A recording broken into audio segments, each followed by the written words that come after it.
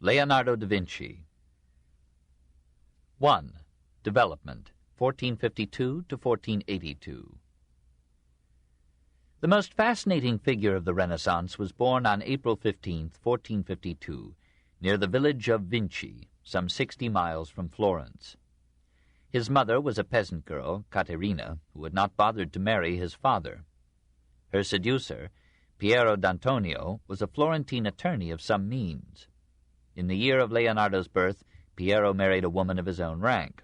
Caterina had to be content with a peasant husband. She yielded her pretty love-child to Piero and his wife, and Leonardo was brought up in semi-aristocratic comfort, without maternal love. Perhaps in that early environment he acquired his taste for fine clothing and his aversion to women. He went to a neighborhood school, took fondly to mathematics, music, and drawing, and delighted his father by his singing and his playing of the lute. In order to draw well, he studied all things in nature with curiosity, patience, and care. Science and art, so remarkably united in his mind, had their one origin, detailed observation. When he was turning 15, his father took him to Verrocchio's studio in Florence and persuaded that versatile artist to accept him as an apprentice. All the educated world knows Vasari's story of how Leonardo painted the angel at the left in Verrocchio's Baptism of Christ, and how the master was so overwhelmed by the beauty of the figure that he gave up painting and devoted himself to sculpture. Probably this abdication is a post-mortem legend. Verrocchio made several pictures after the baptism. Perhaps in these apprentice days, Leonardo painted the Annunciation in the Louvre, with its awkward angel and its startled maid. He could hardly have learned grace from Verrocchio. Meanwhile, Ser Piero prospered, bought several properties, moved his family to Florence in 1469, and married 4 wives in turn. The second was only 10 years older than Leonardo. When the third presented Piero with a child, Leonardo eased the congestion by going to live with Verrocchio. In that year, 1472, he was admitted to membership in the Company of St. Luke. This guild, composed chiefly of apothecaries, physicians, and artists, had its headquarters in the hospital of Santa Maria Nuova. Presumably, Leonardo found there some opportunities to study internal as well as external anatomy. Perhaps in those years he, or was it he, painted the gaunt anatomical St. Jerome ascribed to him in the Vatican Gallery, and it was probably he who, toward 1474, painted the colorful and immature Annunciation of the Uffizi. A week before his 24th birthday, Leonardo and 3 other youths were summoned before a committee of the Florentine Signory to answer a charge of having had homosexual relations. The result of this summons is unknown. On June 7, 1476, the accusation was repeated. The committee imprisoned Leonardo briefly, released him, and dismissed the charge as unproved. Unquestionably, he was a homosexual. As soon as he could afford to have his own studio, he gathered handsome young men about him. He took some of them with him on his migrations from city to city. He referred to one or another of them in his manuscripts as amantissimo or carissimo, most beloved, dearest. What his intimate relations with these youths were, we do not know. Some passages in his notes suggest a distaste for sexual congress in any form. Leonardo might reasonably doubt why he and a few others had been singled out for public accusation when homosexuality was so widespread in the Italy of the time. He never forgave Florence for the indignity of his arrest. Apparently he took the matter more seriously than the city did. A year after the accusation, he was invited and agreed to accept a studio in the Medici gardens. And in 1478 the Signory itself asked him to paint an altarpiece for the chapel of St. Bernard in the Palazzo Vecchio. For some reason he did not carry out the assignment. Ghirlandaio took it over. Filippino Lippi completed it. Nevertheless, the Signory soon gave him and Botticelli another commission, to paint, we cannot say to the life, full-length portraits of 2 men hanged for the conspiracy of the Pazzi against Lorenzo and Giuliano de' Medici. Leonardo, with his half-morbid interest in human deformity and suffering, may have felt some fascination in the gruesome task. But indeed he was interested in everything. All postures and actions of the human body, all expressions of the face in young and old, all the organs and movements of animals and plants, from the waving of wheat in the field to the flight of birds in the air, all the cyclical erosion and elevation of mountains, all the currents and eddies of water and wind, the moods of the weather, the shades of the atmosphere, and the inexhaustible kaleidoscope of the sky. All these seemed endlessly wonderful to him. Repetition never dulled for him their marvel and mystery. He filled thousands of pages with observations concerning them and drawings of their myriad forms. When the monks of San Scopeto asked him to paint a picture for their chapel in 1481, he made so many sketches for so many features and forms of it that he lost himself in the details and never finished the Adoration of the Magi. Nevertheless, it is one of his greatest paintings. The plan from which he developed it was drawn on a strictly geometrical pattern of perspective, with the whole space divided into diminishing squares. The mathematician in Leonardo always competed, often cooperated, with the artist. But the artist was already developed. The Virgin had the pose and features that she would keep in Leonardo's work to the end. The Magi were drawn with a remarkable understanding, for a youth, of character and expression in old men. And the philosopher at the left was literally a brown study of half-skeptical meditation, as if the painter had so soon come to view the Christian story with a spirit unwillingly incredulous and still devout. And around these figures 100 others gathered, as if every kind of man and woman had hurried to this crib seeking hungrily the meaning of life and some light of the world, and finding the answer in a stream of births. The unfinished masterpiece, almost erased by time, hangs in the Uffizi at Florence, but it was Filippino Lippi who executed the painting accepted by the Scopetini Brotherhood.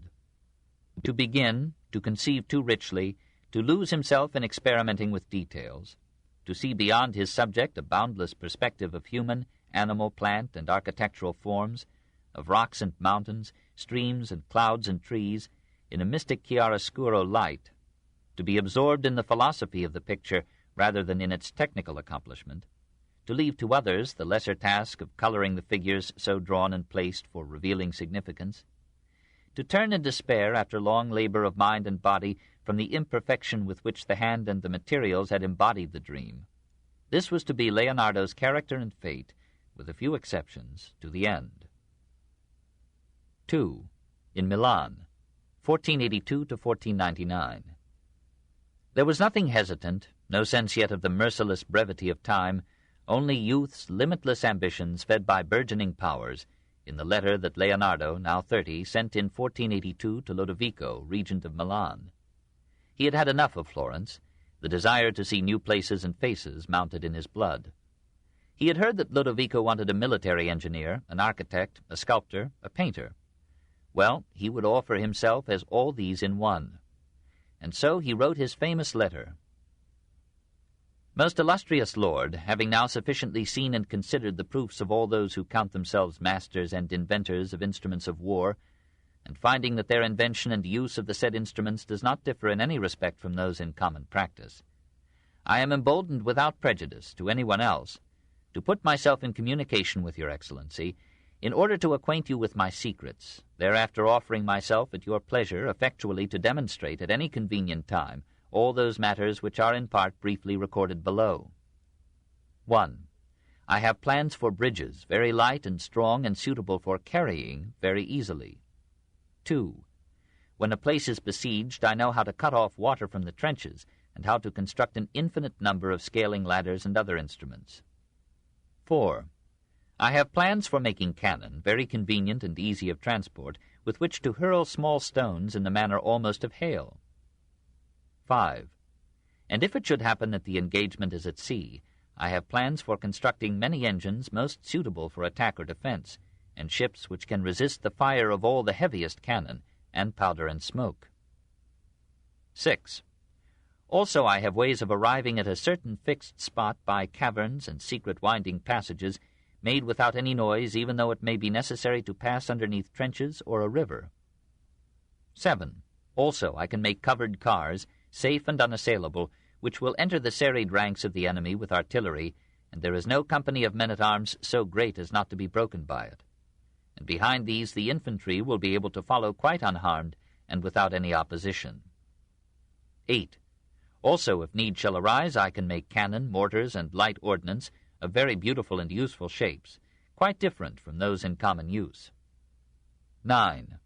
Where it is not possible to employ cannon, I can supply catapults, mangonels, traps, and other engines of wonderful efficacy not in general use. In short, as the variety of circumstances shall necessitate, I can supply an infinite number of different engines of attack and defense.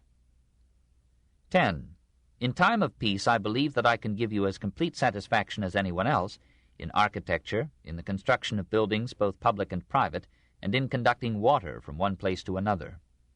Also, I can execute sculpture in bronze, marble, or clay, and also painting, in which my work will stand comparison with that of anyone else, whoever he may be. Moreover, I would undertake the work of the bronze horse, which shall endue with immortal glory and eternal honor the auspicious memory of the prince your father, and of the illustrious house of Sforza. And if any of the aforesaid things should seem impossible or impracticable to anyone, I offer myself as ready to make trial of them in your park or in whatever place shall please your excellency, to whom I commend myself with all possible humility. We do not know how Lodovico replied, but we know that Leonardo reached Milan in 1482 or 1483, and soon made his way into the heart of the Moor. One story has it that Lorenzo, as a diplomatic bonbon, had sent him to Lodovico to deliver a handsome lute. Another that he won a musical contest there, and was retained not for any of the powers that he had claimed with all possible humility, but for the music of his voice, the charm of his conversation, the soft, sweet tone of the lyre that his own hands had fashioned in the form of a horse's head. Lodovico seems to have accepted him not at his own valuation, but as a brilliant youth who, even though he might be less of an architect than Bramante and too inexperienced to be entrusted with military engineering, might plan court masques and city pageants, decorate dresses for wife or mistress or princess, paint murals and portraits, and perhaps construct canals to improve the irrigation of the Lombard plain. It offends us to learn that the myriad-minded man had to spend irrecoverable time making curious girdles for Lodovico's pretty bride, Beatrice d'Este, conceiving costumes for jousts and festivals, organizing pageants, or decorating stables. But a Renaissance artist was expected to do all these things between Madonnas. Bramante, too, shared in this courtlery. And who knows but the woman in Leonardo delighted in designing dresses and jewelry, and the accomplished equestrian in him enjoyed painting swift horses on stable walls. He adorned the ballroom of the Castello for the marriage of Beatrice, built a special bathroom for her, raised in the garden a pretty pavilion for her summer joy, and painted other rooms, camerini, for palace celebrations. He made portraits of Lodovico, Beatrice, and their children, of Lodovico's mistresses Cecilia Gallerani and Lucrezia Crivelli. These paintings are lost, unless La Belle Ferronnière of the Louvre is Lucrezia. Vasari speaks of the family portraits as marvelous, and the picture of Lucrezia inspired a poet to a fervid eulogy of the lady's beauty and the artist's skill. Perhaps Cecilia was Leonardo's model for the Virgin of the Rocks. The painting was contracted for in 1483 by the Confraternity of the Conception as the central part of an altarpiece for the Church of San Francesco. The original was later bought by Francis I and is in the Louvre. Standing before it, we note the softly maternal face that Leonardo would use a dozen times in later works. An angel recalling one in Verrocchio's Baptism of Christ, two infants exquisitely drawn, and a background of jutting, overhanging rocks that only Leonardo could have conceived as Mary's habitat. The colors have been darkened by time, but possibly the artist intended a darkling effect, and suffused his pictures with a hazy atmosphere that Italy calls sfumato, smoked. This is one of Leonardo's greatest pictures, surpassed only by The Last Supper, Mona Lisa, and The Virgin Child in St. Anne. The Last Supper and Mona Lisa are the world's most famous paintings. Hour after hour, day after day, year after year, pilgrims enter the refectory that holds Leonardo's most ambitious work. In that simple rectangular building, the Dominican friars who were attached to Lodovico's favorite church, Santa Maria delle Grazie, took their meals. Soon after the artist arrived in Milan, Lodovico asked him to represent the Last Supper on the farthest wall of this refectory. For 3 years, from 1495 to 1498, on and off, Leonardo labored or dallied at the task, while duke and friars fretted over his incalculable delays. The prior, if we may believe Vasari, complained to Lodovico of Leonardo's apparent sloth, and wondered why he would sometimes sit before the wall for hours without painting a stroke. Leonardo had no trouble explaining to the Duke, who had some trouble explaining to the Prior, that an artist's most important work lies in conception rather than in execution, and, as Vasari put it, men of genius do most when they work least. There were in this case, said Leonardo to Lodovico, two special difficulties: to conceive features worthy of the Son of God, and to picture a man as heartless as Judas. Perhaps, he slyly suggested, he might use the too frequently seen face of the Prior as a model for Iscariot. Leonardo hunted throughout Milan for heads and faces that might serve him in representing the apostles. From 100 such quarries, he chose the features that were melted in the mintage of his art into those astonishingly individualized heads that make the wonder of the dying masterpiece. Sometimes he would rush from the streets or his studio to the refectory, add a stroke or two to the picture, and depart. The subject was superb, but from a painter's point of view it was pitted with hazards. It had to confine itself to male figures and a modest table in a simple room. There could be only the dimmest landscape or vista. No grace of women might serve as foil to the strength of the men. No vivid action could be brought in to set the figures into motion and convey the sense of life. Leonardo let in a glimpse of landscape through the 3 windows behind Christ. As a substitute for action, he portrayed the gathering at the tense moment Christ has prophesied that one of the apostles will betray him, and each is asking, in fear or horror or amazement, "Is it I?" The institution of the Eucharist might have been chosen, but that would have frozen all 13 faces into an immobile and stereotyped solemnity. Here, on the contrary, there is more than violent physical action. There is a searching and revelation of spirit. Never again, so profoundly, has an artist revealed in one picture so many souls. For the apostles, Leonardo made numberless preliminary sketches. Some of these, for James the Greater, Philip, Judas, are drawings of such finesse and power as only Rembrandt and Michelangelo have matched. When he tried to conceive the features of Christ, Leonardo found that the apostles had exhausted his inspiration. According to Lamazzo, writing in 1557, Leonardo's old friend Zenale advised him to leave the face of Christ unfinished, saying, "Of a truth it would be impossible to imagine faces lovelier or gentler than those of James the Greater or James the Less. Accept your misfortune, then, and leave your Christ incomplete. For otherwise, when compared with the apostles, he would not be their Savior or their Master." Leonardo took the advice. He or a pupil made a famous sketch, now in the Brera Gallery, for the head of Christ, but it pictured an effeminate sadness and resignation, rather than the heroic resolve that calmly entered Gethsemane. Perhaps Leonardo lacked the reverent piety that, had it been added to his sensitivity, his depth, and his skill, might have brought the picture nearer to perfection. Because he was a thinker as well as an artist, Leonardo shunned fresco painting as an enemy to thought. Such painting on wet and freshly laid plaster had to be done rapidly before the plaster dried. Leonardo preferred to paint on a dry wall with tempera, colors mixed in a gelatinous substance, for this method allowed him to ponder and experiment. But these colors did not adhere firmly to the surface, and even in Leonardo's lifetime, what with the usual dampness of the refectory and its occasional flooding in heavy rains, the paint began to flake and fall. When Vasari saw the picture in 1536, it was already blurred.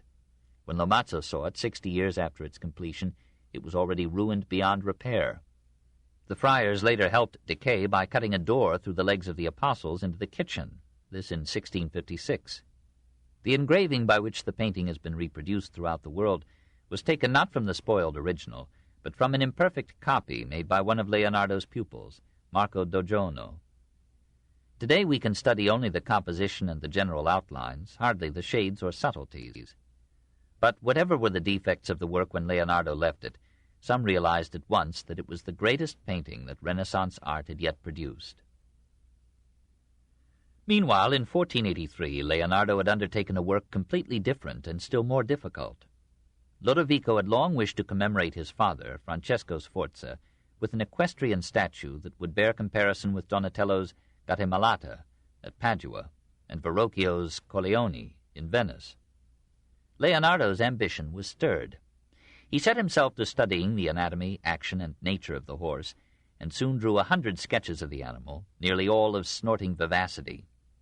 Soon he was absorbed in making a plaster model. When some citizens of Piacenza asked him to recommend an artist to design and cast bronze doors for their cathedral, he wrote characteristically in reply, "There is no one who is capable except Leonardo the Florentine, who is making the bronze horse of the Duke Francesco, and you need take no count of him, for he has work that will last his whole lifetime. And I fear that it is so great an undertaking that he will never finish it." Lodovico at times thought so too, and asked Lorenzo for other artists to come and complete the task in 1489. Lorenzo, like Leonardo, could not think of anybody better than Leonardo himself. At last, in 1493, the plaster model was finished. All that remained was to cast it in bronze. In November, the model was set up publicly under an arch to adorn the wedding procession of Lodovico's niece Bianca Maria. Men marveled at its size and splendor. Horse and rider rose to 26 feet. Poets wrote sonnets in its praise, and no one doubted that when cast it would surpass in power and life the masterpieces of Donatello and Verrocchio. But it was never cast. Apparently Lodovico could not spare funds for the 50 tons of bronze required. The model was left in the open, while Leonardo busied himself with art and boys, with science and experiments, with mechanisms and manuscripts. When the French captured Milan in 1499, their bowmen made a target of the plaster cavallo and broke off many pieces of it. Louis XII, in 1501, expressed a desire to cart it off to France as a trophy. We do not hear of it again. The great fiasco unnerved and exhausted Leonardo for a time and may have disturbed his relations with the Duke. Normally, Lodovico paid his appelles well. A cardinal was surprised to learn that Leonardo received 2,000 ducats, or $25,000 a year, in addition to many gifts and privileges. The artist lived like an aristocrat. He had several apprentices, servants, pages, horses, engaged musicians, dressed in silks and furs, embroidered gloves, and fancy leather boots.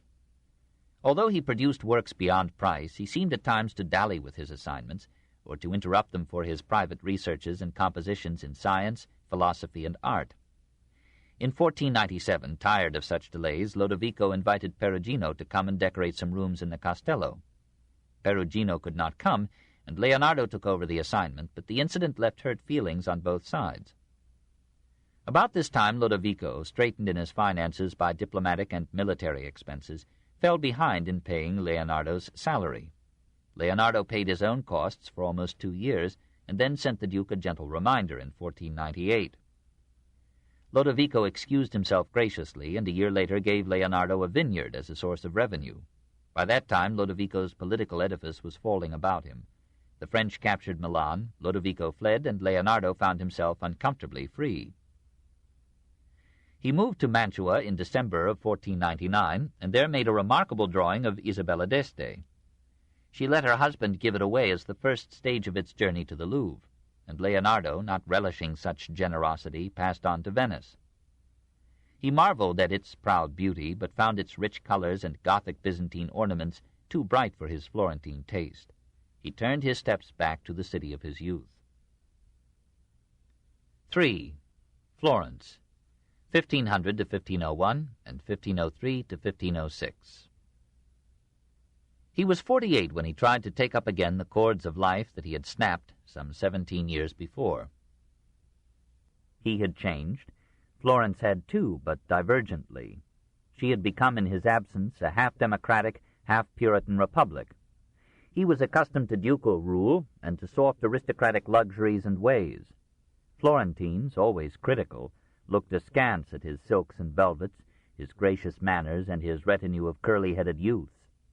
Michelangelo, 22 years his junior, resented the good looks that so contrasted with his own broken nose, and wondered in his poverty where Leonardo found the funds to maintain so rich a life. Leonardo had salvaged some 600 ducats from his Milan days. Now he refused many commissions, even from the imperious Marchesa of Mantua, and when he worked it was with his wonted leisureliness. The Servite friars had engaged Filippino Lippi to paint an altarpiece for their Church of the Annunziata. Leonardo casually expressed his desire to do a similar work. Filippino courteously surrendered the assignment to the man then generally considered to be the greatest painter in Europe. The Servites brought Leonardo and his household to live at the monastery and paid their expenses for what seemed a very long time. Then one day in 1501, he unveiled the cartoon for his proposed picture of the Virgin and Child with St. Anne and the infant St. John. It not only filled every artist with wonder, says Vasari, but when it was set up, men and women, young and old, flocked for 2 days to see it, as if in festival time, and they marveled exceedingly. We do not know if this was the full-size drawing that is now a treasured possession of the Royal Academy of Arts in Burlington House, London. Probably it was, though French authorities like to believe that it was the first form of the quite different picture in the Louvre. The smile of tender pride that softens and brightens the face of the Virgin in the cartoon is one of Leonardo's miracles. Beside it, the smile of Mona Lisa is earthly and cynical. Nevertheless, though this is among the greatest of Renaissance drawings, it is unsuccessful. There is something ungainly and in poor taste in seating the Virgin unstably across the widespread legs of her mother. Leonardo apparently neglected to transform this sketch into a picture for the Servites. They had to turn back to Lippi and then to Perugino for their altarpiece. But soon afterward, perhaps from a variant of the Burlington cartoon, Leonardo painted the Virgin, St. Anne, and the infant Jesus of the Louvre. This is a technical triumph, from Anne's diademed head to Mary's feet, scandalously naked but divinely fair. The triangular composition that had failed in the cartoon here came to full success. The four heads of Anne, Mary, the Child, and the Lamb make one rich line. The Child and his grandmother are intent on Mary, and the incomparable draperies of the women fill out the divergent space. The characteristic sfumato of Leonardo's brush has softened all outlines, as shadows soften them in life. The Leonardesque smile, on Mary in the cartoon, but on Anne in the painting, set a fashion that would continue in Leonardo's followers for half a century. From the mystic ecstasy of these tender evocations, Leonardo passed, by an almost incredible transition, to serve Caesar Borgia as military engineer. This June 1502. Borgia was beginning his third campaign in the Romagna. He wanted a man who could make topographical maps, build and equip fortresses, bridge or divert streams, and invent weapons of offense and defense. Perhaps he had heard of the ideas that Leonardo had expressed or drawn for new engines of war. There was, for example, his sketch for an armored car or tank whose wheels were to be moved by soldiers within its walls. These cars, Leonardo had written, take the place of elephants. One may tilt with them. One may hold bellows in them to terrify the horses of the enemy. One may put carabineers in them to break up every company. Or, said Leonardo, you can put terrible scythes on the flanks of a chariot and a still more lethal revolving scythe on a forward-projecting shaft. These would mow down men like a field of grain. Or you can make the wheels of the chariot turn a mechanism that will swing deadly flails at four ends. You can attack a fort by placing your soldiers under some protective covering, and you can repel besiegers by throwing down upon them bottles of poison gas. Leonardo had planned a book of how to drive back armies by the fury of floods caused by releasing waters, and a book of how to inundate armies by closing the outlets of waters flowing through valleys. He had designed devices for mechanically discharging a succession of arrows from a revolving platform, for raising cannon upon a carriage, for toppling over the crowded ladders of a besieging force attempting to scale the walls. Borgia put most of these contraptions aside as impracticable. He tried one or two in the siege of Cherry in 1503. Nevertheless, he issued the following patent of authority in August 1502. To all our lieutenants, castellans, captains, condottieri, officials, soldiers, and subjects, we constrain and command that the bearer, our most excellent and well-beloved servant, architect, and engineer-in-chief, Leonardo Vinci, whom we have appointed to inspect strongholds and fortresses in our dominions to the end that according to their need and his counsel we may be enabled to provide for their necessities, to accord a passage absolutely free from any toll or tax, a friendly welcome both for himself and his company, freedom to see, examine, and take measurements precisely as he may wish, and for this purpose assistance in men as many as he may desire, and all possible aid and favor. It is our will that in the execution of any works in our dominions every engineer will be bound to confer with him and follow his advice. Leonardo wrote much, but rarely about himself. We should have relished his opinion of Borgia, and might have put it illuminatingly beside that of the envoy whom Florence was sending to Caesar at this time, Niccolo Machiavelli. But all that we know is that Leonardo visited Imola, Faenza, Forli, Ravenna, Rimini, Pesaro, Urbino, Perugia, Siena, and other cities, that he was in Senigallia when Caesar snared and strangled their 4 treasonable captains, and that he presented Caesar with 6 extensive maps of central Italy, showing the direction of the streams, the nature and contours of the terrain, the distances between rivers, mountains, fortresses, and towns. Then suddenly he learned that Caesar was almost dead in Rome, the Caesarian Empire was collapsing, and an enemy of the Borgias was mounting the papal throne. Once more Leonardo, his new world of action fading before him, turned back to Florence in April 1503. In October of that year, Pietro Soderini, head of the Florentine government, proposed to Leonardo and Michelangelo that each should paint a mural in the new Hall of the 500 in the Palazzo Vecchio. Both men accepted, strict contracts were drawn up, and the artists retired to separate studios to design their guiding cartoons. Each was to picture some triumph of Florentine arms: Angelo, an action in the war with Pisa; Leonardo, the victory of Florence over Milan at Anghiari. The alert citizens followed the progress of the work as a contest of gladiators. Argument rose excitedly on the rival merits and styles, and some observers thought that any definite superiority of one picture over the other would decide whether later painters would follow Leonardo's bent toward delicate and subtle representation of feeling, or Michelangelo's penchant for mighty muscles and demonic force. Perhaps it was at this time, for the incident has no date, that the younger artist let his dislike of Leonardo come to flagrant insult. One day some Florentines in the Piazza Santa Trinita were discussing a passage in the Divine Comedy. Seeing Leonardo pass, they stopped him and asked for his interpretation. At that moment Michelangelo appeared, who was known to have studied Dante zealously. "Here is Michelangelo," said Leonardo. "He will explain the verses." Thinking that Leonardo was making fun of him, the unhappy Titan broke out in violent scorn. "Explain them yourself, you who made the model of a horse to be cast in bronze and could not cast it and left it unfinished to your shame. And these Milanese capons thought you could do it." Leonardo, we are told, flushed deeply but made no reply. Michelangelo marched off fuming. Leonardo prepared his cartoon carefully. He visited the scene of the engagement at Anghiari, read reports of it, made innumerable sketches of horses and men in the passion of battle or the agony of death. Now, as seldom in Milan, he found an opportunity to put movement into his art. He took full advantage of it, and depicted such a fury of mortal conflict that Florence almost shuddered at the sight. No one had supposed that this most refined of Florentine artists could conceive or picture such a vision of patriotic homicide. Perhaps Leonardo used here his experience in Caesar Borgia's campaign. The horrors that he may then have witnessed could be expressed in his drawing and exorcised from his mind.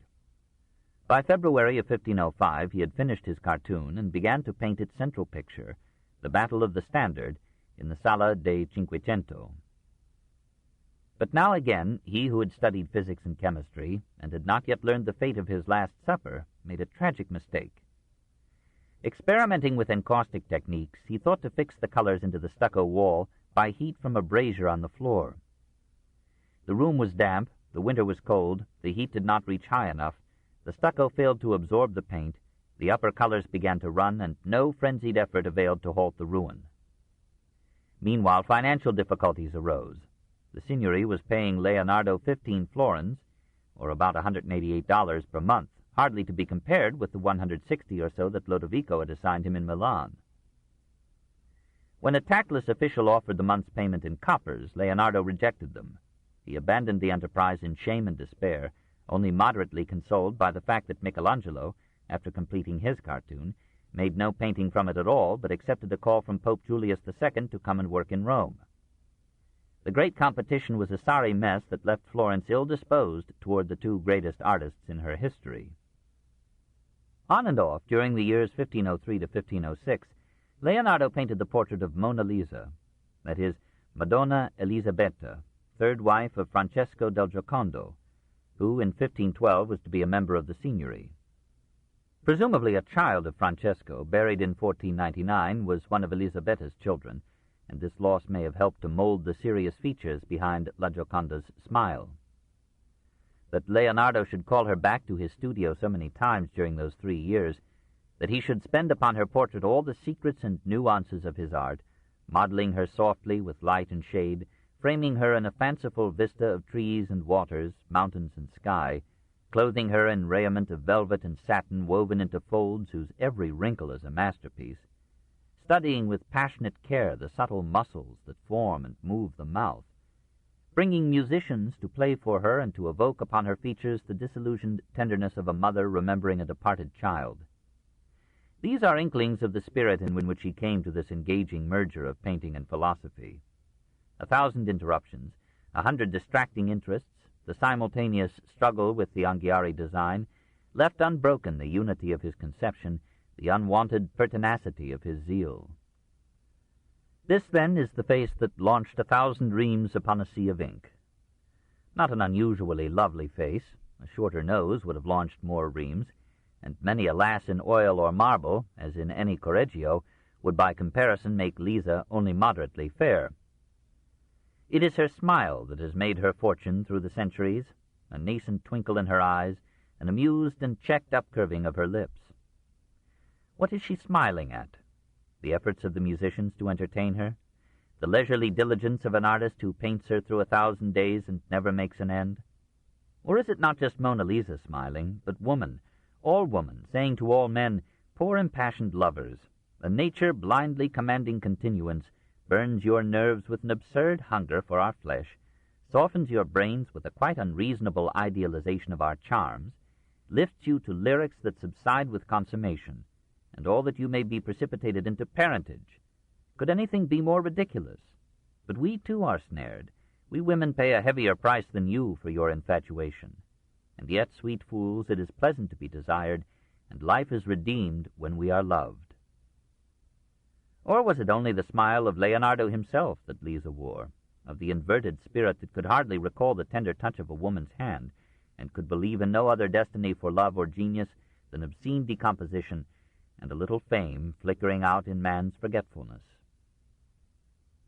When at last the sittings ended, Leonardo kept the picture, claiming that this most finished of all portraits was still incomplete. Perhaps the husband did not like the prospect of having his wife curl up her lips at him and his guests, hour after hour from his walls.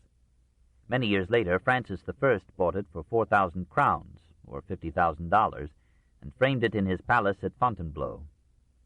Today, after time and restorations have blurred its subtleties, it hangs in the majestic Salon Carré of the Louvre, daily amused by 1,000 worshippers, and waiting for time to efface and confirm Mona Lisa's smile. 4. In Milan and Rome, 1506 to 1516. Contemplating such a picture, and reckoning how many hours of thought must have guided so many minutes of the brush, we revise our judgment of Leonardo's seeming sloth, and perceive again that his work embodied the meditations of numberless inactive days. As when an author on an evening's stroll, or lying sleepless in the night, molds the next day's chapter, page, or verse, or rolls on the mind's tongue some savory adjective or bewitching phrase. And in those same 5 years at Florence that saw the Virgin Child and St. Anne in all its forms, and Mona Lisa, and the ferocious cartoon and melting battle, Leonardo found time to paint other pictures, like the lovely portrait of Ginevra de' Benci, now in Vienna, and the lost youthful Christ that at last he yielded to the importunate Marchioness of Mantua in 1504. But her agent sent her a revealing note. Leonardo grows very impatient of painting and spends most of his time on geometry. Perhaps in those outwardly idle hours, Leonardo was burying the artist in the scientist, the Apelles in the Faust. However, science brought no fees, and though he was living simply now, he must have mourned the passing of those days when he had been the artist prince of Milan.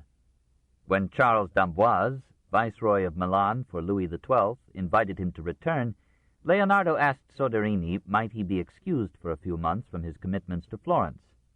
Soderini complained that Leonardo had not yet earned the money paid him for the Battle of Anghiari.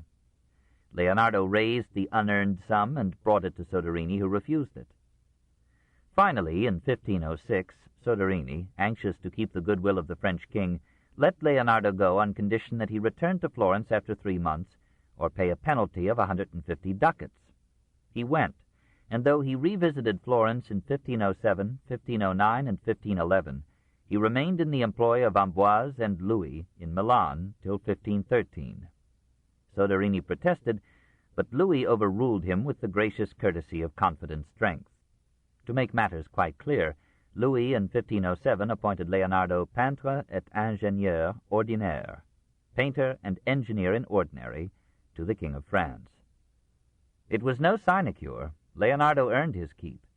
We hear of him again decorating palaces, designing or building canals, preparing pageants, painting pictures, planning an equestrian monument of Marshal Trivulzio, and collaborating in anatomical studies with Marcantonio della Torre. Probably during this second stay at Milan he painted 2 pictures that came from the lower levels of his genius. The St. John of the Louvre has the rounded contours of a woman and such flowing curls and delicate features as might have graced a Magdalene. Leda and the Swan, in a private collection in Rome, has a face and fleshly softness recalling the St. John and the Bacchus formerly ascribed to Leonardo, but it is most likely a copy from a lost painting or cartoon by the master. His fame would have gained had these pictures died at birth. In 1512 the French were chased out of Milan, and Lodovico's son Maximilian began a brief reign. Leonardo stayed a while, writing illegible notes on science and art while Milan burned with fires set by the Swiss. But in 1513, hearing that Leo X had been chosen pope, he thought there might be in Medici and Rome a place even for an artist of 61 years, and he set out with 4 of his pupils. At Florence, Leo's brother, Giuliano de' Medici, attached Leonardo to his retinue and assigned him a monthly stipend of 33 ducats, or about $412. Arrived in Rome, Leonardo was welcomed by the art-loving pope, who gave him rooms in the Belvedere Palace. Presumably Leonardo met, certainly he influenced, Raphael and Sodoma. Leo may have given him a commission for a picture, for Vasari tells how surprised the pope was to find Leonardo mixing varnish before doing any painting. This man, Leo is reported to have said, will never do anything, for he begins to think of the last stage before the first. In truth, Leonardo had now ceased to be a painter. Science more and more absorbed him. He studied anatomy at the hospital, worked on problems of light, and wrote many pages on geometry. He amused his leisure by constructing a mechanical lizard with beard, horns, and wings, which he made to flutter by an injection of quicksilver. Leo lost interest in him. But meanwhile Francis I, a royal lover of art, had succeeded Louis XII. In October 1515 he recaptured Milan. Apparently he invited Leonardo to join him there. Early in 1516, Leonardo bade farewell to Italy and accompanied Francis to France. 5. The Man. What sort of man was this prince of art? There are several alleged portraits of him, but none before 50. Vasari speaks with unusual fervor of the never adequately praised beauty of his body and the splendor of his appearance, which was extremely beautiful and made every sorrowful soul serene. But Vasari spoke from hearsay, and we have no representation of this godlike stage. Even in middle age, Leonardo wore a long beard, carefully perfumed and curled. A portrait of Leonardo by himself, in the Royal Library at Windsor, shows a broad and benign face with long flowing hair and a vast white beard. A magnificent painting in the Uffizi Gallery by an unknown artist pictures him with a strong face, searching eyes, white hair and beard, and soft black hat. The noble figure of Plato in Raphael's School of Athens from 1509 has by tradition and some scholars been called a portrait of Leonardo. A self-portrait in chalk in the Turin Gallery shows him bald to the mid-pate, wrinkled in forehead, cheeks, and nose, and almost lost in hair. He seems to have grown old before his time and died at 67, despite a careful vegetarian regimen, while Michelangelo, who scorned hygiene and entertained one ailment after another, reached 89. He dressed in luxurious clothing, while Michelangelo lived in his boots.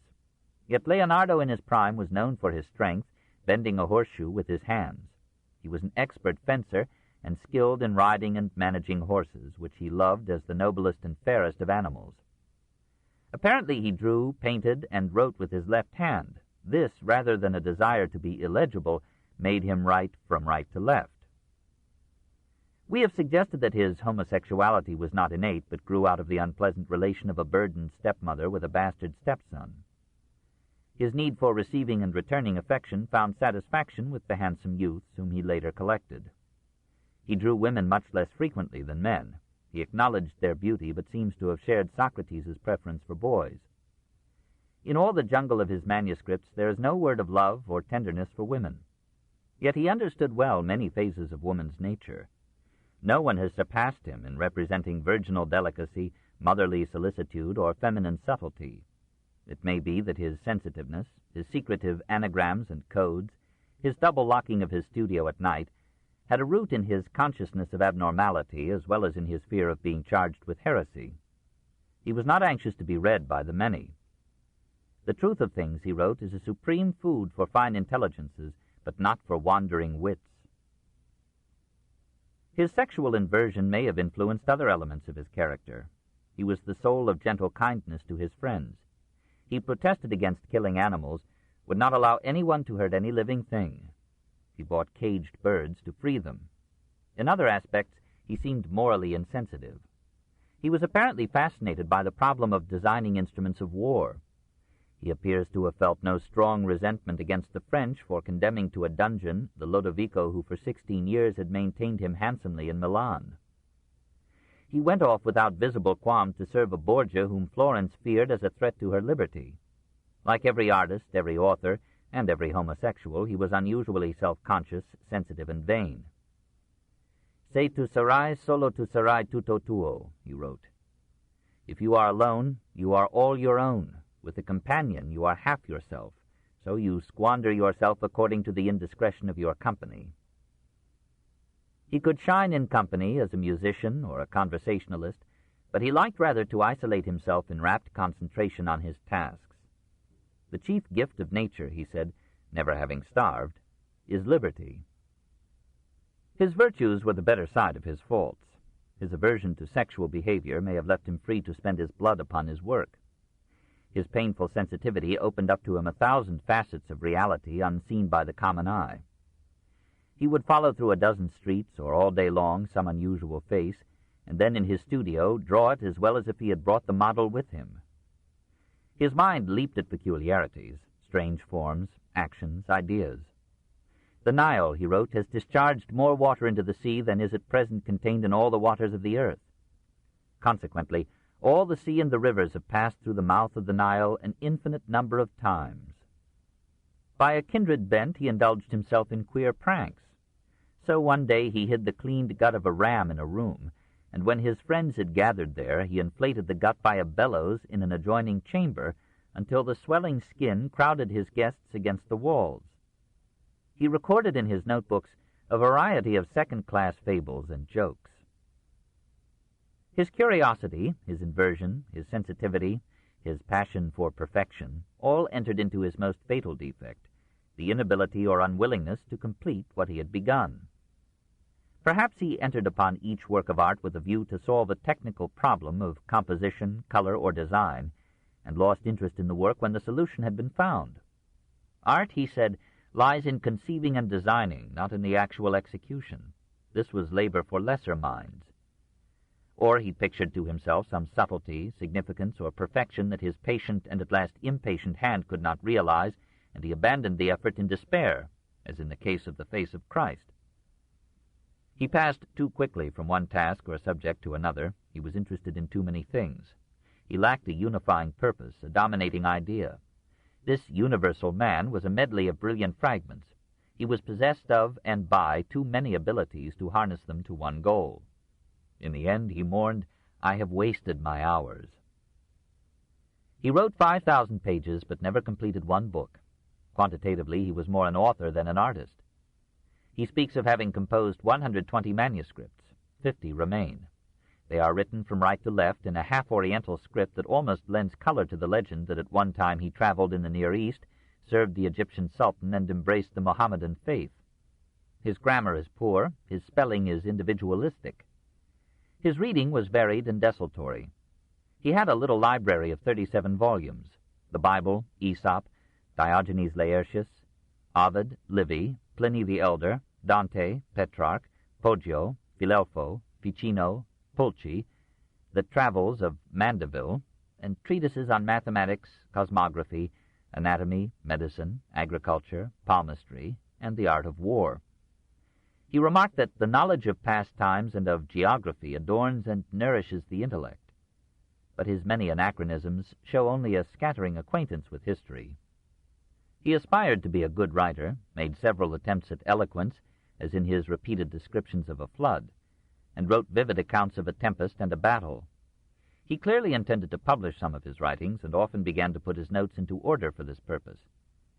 So far as we know, he published nothing during his lifetime, but he must have allowed some friends to see selected manuscripts, for there are references to his writings in Flavio Biondo, Jerome Cardan, and Cellini. He wrote equally well on science and art, and divided his time almost evenly between them. The most substantial of his manuscripts is the Trattato della Pittura, or Treatise on Painting, first published in 1651. Despite devoted modern editing, it is still a loose aggregation of fragments, in poor array, and often repetitious. Leonardo anticipates those who argue that painting can be learned only by painting. He thinks a sound knowledge of theory helps, and he laughs off his critics as being like those of whom Demetrius declared that he took no more account of the wind that came from their mouths than of that which they expelled from their lower parts. His basic precept is that the student of art should study nature rather than copy the works of other artists. See to it, O painter, that when you go into the fields you give your attention to the various objects, looking carefully in turn first at one object, then at another, making a bundle of different things selected among those of less value. Of course, the painter must study anatomy, perspective, modeling by light and shade. Boundaries, sharply defined, make a picture seem wooden. Always make the figure so that the bosom is not turned in the same direction as the head. Here is one secret of the grace in Leonardo's own compositions. Finally, he urges, make figures with such action as may suffice to show what the figure has in mind. Did he forget to do this with Mona Lisa, or did he exaggerate our ability to read the soul in the eyes and the lips? Leonardo the man appears more clearly and variously in his drawings than in his paintings or his notes. Their number is legion. One manuscript alone, the Codice Atlantico in Milan, has 1,700. Many are hasty sketches.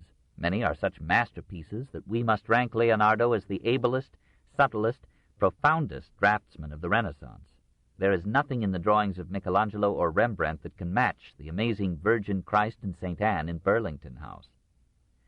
Leonardo used silver point, charcoal, red chalk, or pen and ink to draw almost every phase of physical, many of spiritual life. 100 putti or bambini spread their fat and dimpled legs in his sketches. 100 youths, half Greek in profile, half woman in soul. 100 pretty maidens of demure and tender mien, hair waving in the wind. Athletes proud of their muscles, and warriors breathing battle or gleaming with armor and arms. Saints from the soft beauty of Sebastian to the haggard skin of Jerome. Gentle Madonnas seeing the world redeemed in their babes.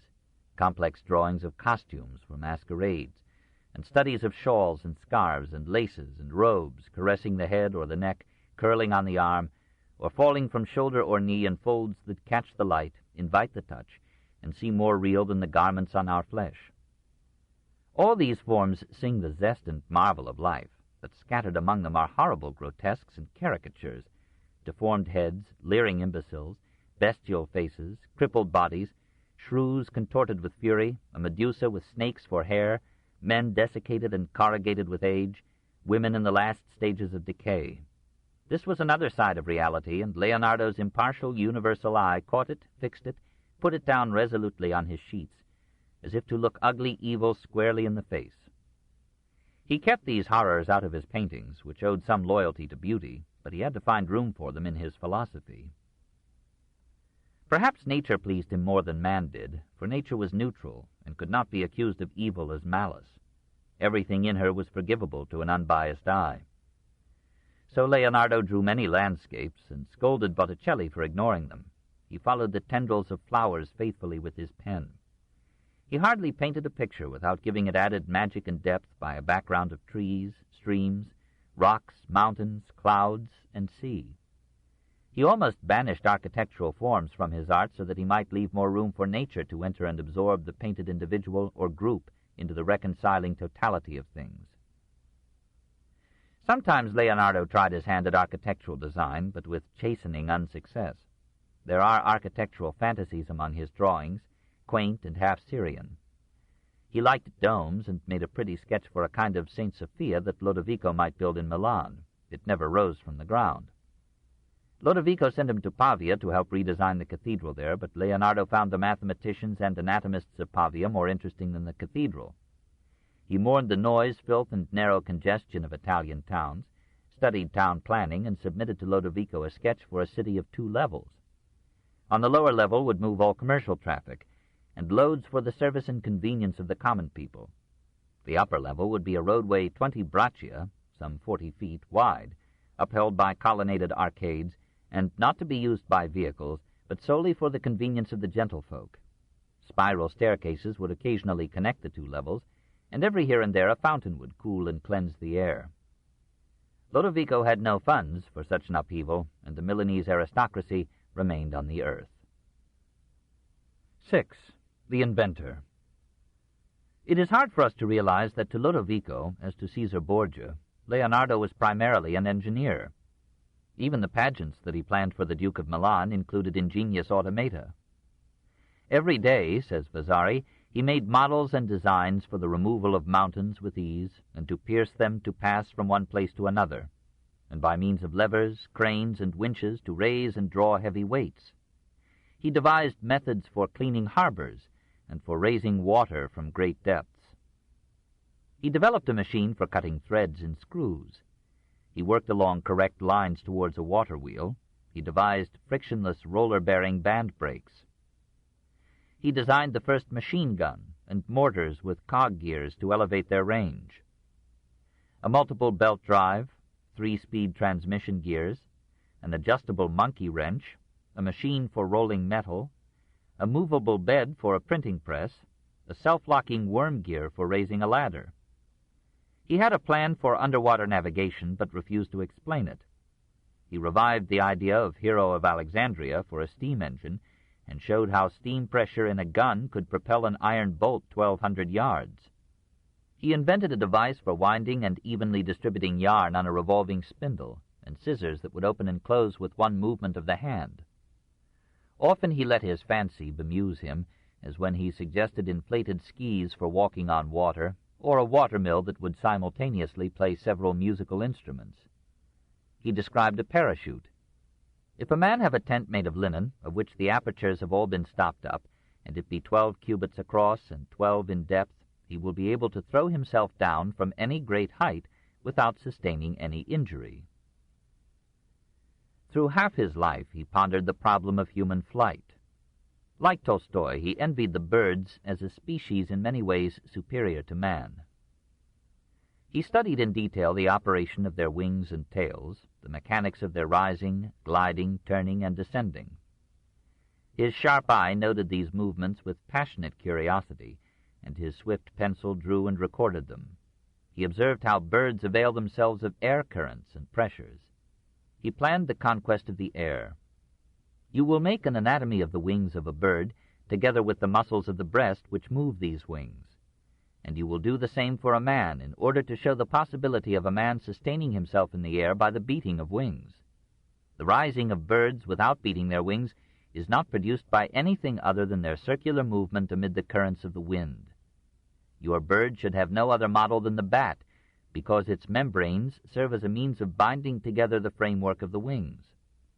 A bird is an instrument working according to mechanical law. This instrument it is within the power of man to reproduce with all its movements, but not with a corresponding degree of strength. He made several drawings of a screw mechanism by which a man, through the action of his feet, might cause wings to beat fast enough to raise him into the air. In a brief essay, Sul Volo, on flight, he described a flying machine made by him with strong starched linen, leather joints, and thongs of raw silk. He called this the bird, and wrote detailed instructions for flying it. If this instrument made with a screw be turned swiftly, the said screw will make its spiral in the air, and it will rise high. Make trial of the machine over the water, so that if you fall you do not do yourself any harm. The great bird will take its first flight, filling the whole world with amazement and all records with its fame, and it will bring eternal glory to the nest where it was born. Did he actually try to fly? A note in the Codice Atlantico says, "Tomorrow morning, on the 2nd day of January 1496, I will make the thong in the attempt." We do not know what this means. Fazio Cardano, father of Jerome Cardan the physicist, from 1501 to 1576, told his son that Leonardo himself had essayed flight. Some have thought that when Antonio, one of Leonardo's aides, broke his leg in 1510, it was in trying to fly one of Leonardo's machines. We do not know. Leonardo was on the wrong tack. Human flight came not by imitating the bird, except in gliding, but by applying the internal combustion engine to a propeller that could beat the air not downward, but backward. Forward speed made possible upward flight. But the noblest distinction of man is his passion for knowledge. Shocked by the wars and crimes of mankind, disheartened by the selfishness of ability and the perpetuity of poverty, saddened by the superstitions and credulities with which the nations and generations gild the brevity and indignities of life, we feel our race in some part redeemed when we see that it can hold a soaring dream in its mind and heart for 3,000 years, from the legend of Daedalus and Icarus, through the baffled groping of Leonardo and 1,000 others, to the glorious and tragic victory of our time. 7. The Scientist. Side by side with his drawings, sometimes on the same page, sometimes scrawled across a sketch of a man or a woman, a landscape or a machine, are the notes in which this insatiable mind puzzled over the laws and operations of nature. Perhaps the scientist grew out of the artist. Leonardo's painting compelled him to study anatomy, the laws of proportion and perspective, the composition and reflection of light, the chemistry of pigments and oils. From these researches he was drawn to a more intimate investigation of structure and function in plants and animals. And from these inquiries he rose to a philosophical conception of universal and invariable natural law. Often the artist peered out again in the scientist. The scientific drawing might be itself a thing of beauty, or terminate in a graceful arabesque.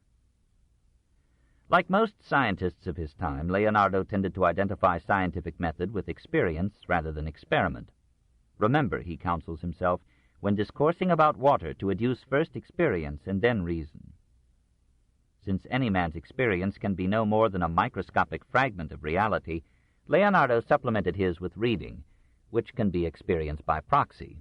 He studied carefully but critically the writings of Albert of Saxony, gained a partial acquaintance with the ideas of Roger Bacon, Albertus Magnus, and Nicholas of Cusa, and learned much from association with Luca Pacioli, Marcantonio della Torre, and other professors in the University of Pavia. But he tested everything with his own experience. Whoever refers to authorities in disputing ideas works with his memory rather than his reason. He was the least occult of the thinkers of his age. He rejected alchemy and astrology, and hoped for a time when all astrologers will be castrated. He tried his hand at almost every science. He took enthusiastically to mathematics as the purest form of reasoning. He felt a certain beauty in geometrical figures, and drew some on the same page with a study for the Last Supper. He expressed vigorously one of the fundamental principles of science. There is no certainty where one can neither apply any of the mathematical sciences, nor any of those that are based upon them. And he proudly echoed Plato, "Let no man who is not a mathematician read the elements of my work." He was fascinated by astronomy. He proposed to make glasses in order to see the moon large, but apparently he did not make them. He writes, "The sun does not move. The earth is not in the center of the circle of the sun, nor in the center of the universe. The moon has every month a winter and a summer." He discusses acutely the causes of spots on the moon, and combats on that matter the views of Albert of Saxony. Taking a lead from the same Albert, he argues that since every heavy substance presses downward and cannot be upheld perpetually, the whole earth must become spherical, and will ultimately be covered with water. He noticed on high elevations the fossil shells of marine animals, and concluded that the waters had once reached those altitudes. Boccaccio had suggested this about 1338 in his Filocopo. He rejected the notion of a universal flood and ascribed to the earth an antiquity that would have shocked the orthodoxy of his time. He assigned to the accumulations brought down by the Po a duration of 200,000 years. He made a map of Italy as he imagined it to have been in an early geological era. The Sahara Desert, he thought, had once been covered with salt water. Mountains have been formed through erosion by rain. The bottom of the sea is continually rising with the detritus of all the streams that flow into it. Very great rivers flow underground, and the movement of life-giving water in the body of the earth corresponds to the movement of the blood in the body of man. Sodom and Gomorrah were destroyed not by human wickedness, but by slow geological action, probably the subsidence of their soil into the Dead Sea. Leonardo followed avidly the advances made in physics by Jean Buridan and Albert of Saxony in the 14th century. He wrote 100 pages on motion and weight, and hundreds more on heat, acoustics, optics, color, hydraulics, and magnetism. Mechanics is the paradise of the mathematical sciences, for by its means one comes to the fruit of mathematics in useful work. He delighted in pulleys, cranes, and levers, and saw no end to what they could lift or move, but he laughed at seekers for perpetual motion. Force with material movement and weight with percussion are the four accidental powers in which all the works of mortals have their being and their end. Despite these lines, he was not a materialist. On the contrary, he defined force as a spiritual capacity, spiritual because the life in it is invisible and without body, impalpable because the body in which it is produced is increased neither in size nor in weight. He studied the transmission of sound and reduced its medium to waves of air. When the string of a lute is struck, it conveys a movement to a similar string of the same tone on another lute, as one may convince oneself by placing a straw on the string similar to the one struck. He had his own notion of a telephone. If you cause your ship to stop, and place the head of a long tube in the water, and place the other extremity to your ear, you will hear ships at a great distance from you. You can also do the same by placing the head of the tube upon the ground, and you will then hear anyone passing at a distance. But sight and light interested him more than sound. He marveled at the eye. Who would believe that so small a space could contain the images of all the universe? And he wondered even more at the power of the mind to recall an image long past. He gave an excellent description of the means by which spectacles compensate for the weakening of the muscles of the eyes. He explained the operation of the eye by the principle of the camera obscura. In the camera and in the eye, the image is inverted because of the pyramidal crossing of the light rays that come from the object into the camera, or the eye. He analyzed the refraction of sunlight in the rainbow. Like Leon Battista Alberti, he had a good notion of complementary colors 4 centuries before the definitive work of Michel Chevreul. He planned, began, and left countless notes for a treatise on water. The movements of water captivated his eye and mind. He studied placid and turbulent streams, springs and falls, bubbles and foam, torrents and cloudbursts, and the simultaneous fury of wind and rain. Without water, he wrote, repeating Thales after 2100 years, nothing can exist among us. He anticipated Pascal's fundamental principle of hydrostatics, that the pressure exerted upon a fluid is transmitted by it. He noted that the liquids in communicating vessels keep the same level. Inheriting Milan's tradition of hydraulic engineering, he designed and built canals, suggested ways of conducting navigable canals under or over the rivers that crossed them, and proposed to free Florence from her need of Pisa as a port by canalizing the Arno from Florence to the sea. Leonardo was not a utopian dreamer, but he planned his studies and works as if he had a dozen lives to live. Armed with the great text of Theophrastus on plants, he turned his alert mind to natural history. He examined the system on which leaves are arranged about their stalks and formulated its laws. He observed that the rings in a cross-section of a tree trunk record the years of its growth by their number and the moisture of the year by their width. He seems to have shared several delusions of his time as to the power of certain animals to heal some human diseases by their presence or their touch. He atoned for this uncharacteristic lapse into superstition by investigating the anatomy of the horse with a thoroughness to which recorded history had no precedent. He prepared a special treatise on the subject, but it was lost in the French occupation of Milan. He almost inaugurated modern comparative anatomy by studying the limbs of men and animals in juxtaposition. He set aside the superannuated authority of Galen and worked with actual bodies. The anatomy of man he described not only in words but in drawings that excelled anything yet done in that field. He planned a book on the subject and left for it hundreds of illustrations and notes. He claimed to have dissected more than 30 human cadavers, and his countless drawings of the fetus, the heart, lungs, skeleton, musculature, viscera, eye, skull, and brain, and the principal organs in woman, support his claim. He was the first to give, in remarkable drawings and notes, a scientific representation of the uterus, and he described accurately the 3 membranes enclosing the fetus. He was the first to delineate the cavity of the bone that supports the cheek, now known as the antrum of Highmore. He poured wax into the valves of the heart of a dead bull to get an exact impression of the chambers. He was the first to characterize the moderator band, or catena, of the right ventricle.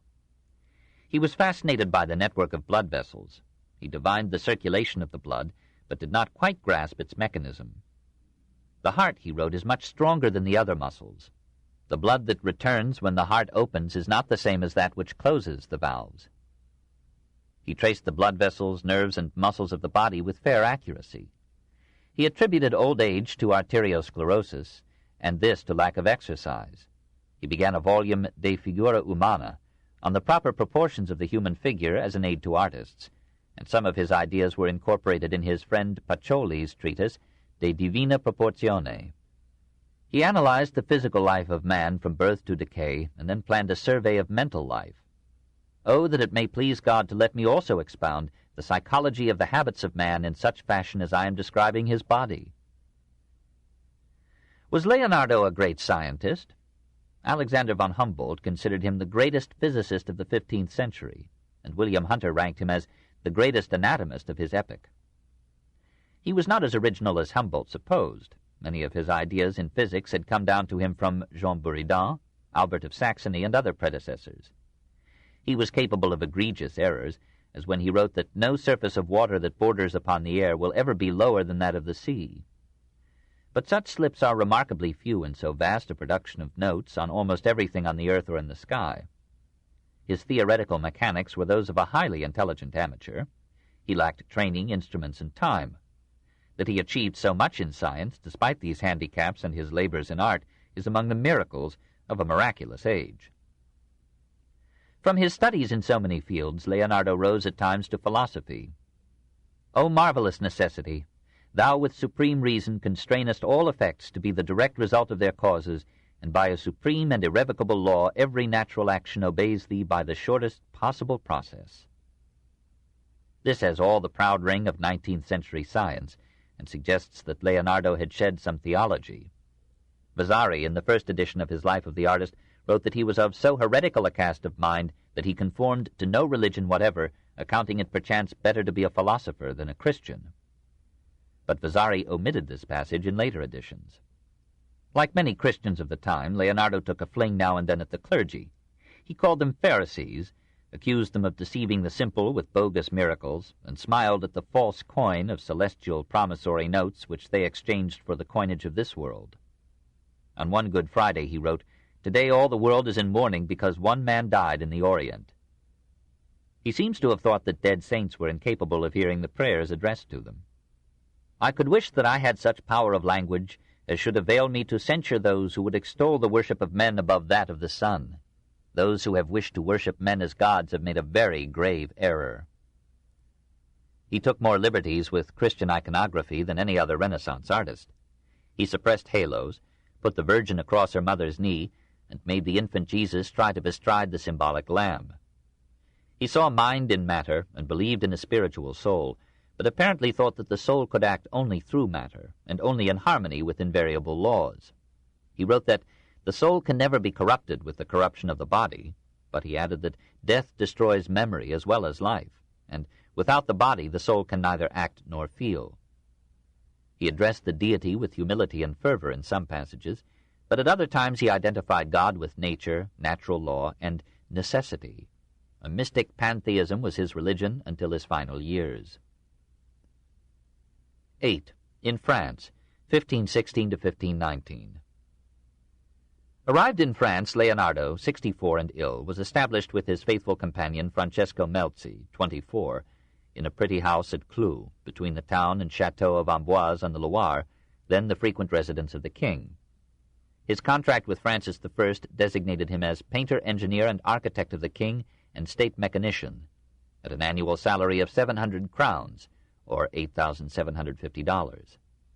Francis was generous and appreciated genius even in its decline.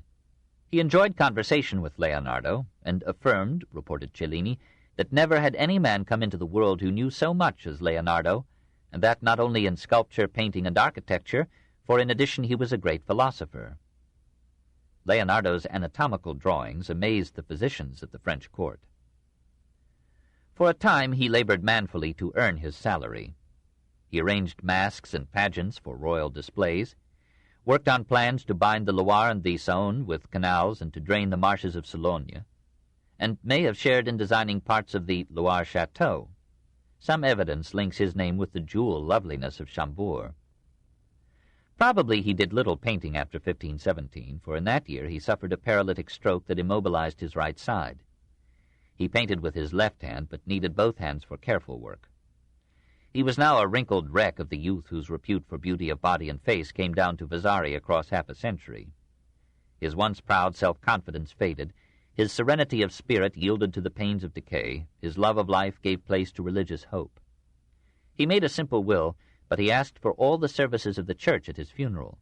Once he had written, "As a day well spent makes it sweet to sleep, so a life well used makes it sweet to die." Vasari tells a touching story of how Leonardo died on May 2, 1519, in the arms of the king, but apparently Francis was elsewhere at the time. The body was buried in the cloister of the collegiate church of Saint Florentin in Amboise. Melzi wrote to Leonardo's brothers informing them of the event and added, "It would be impossible for me to express the anguish that I have suffered from this death, and while my body holds together I shall live in perpetual unhappiness, and for good reason. The loss of such a man is mourned by all, for it is not in the power of nature to create another.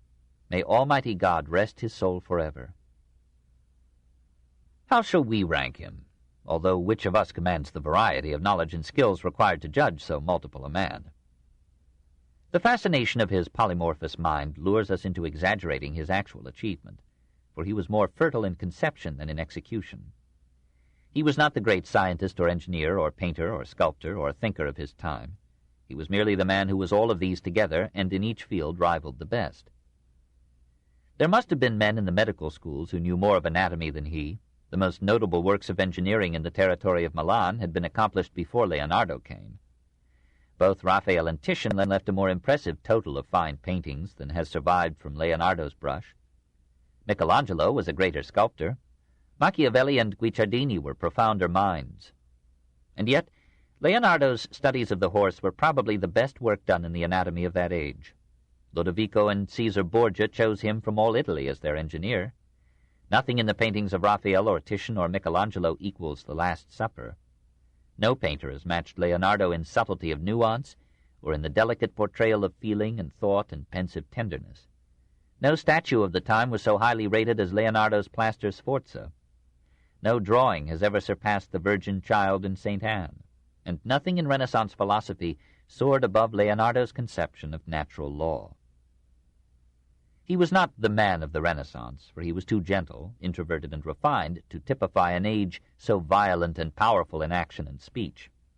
He was not quite the universal man, since the qualities of statesman or administrator found no place in his variety.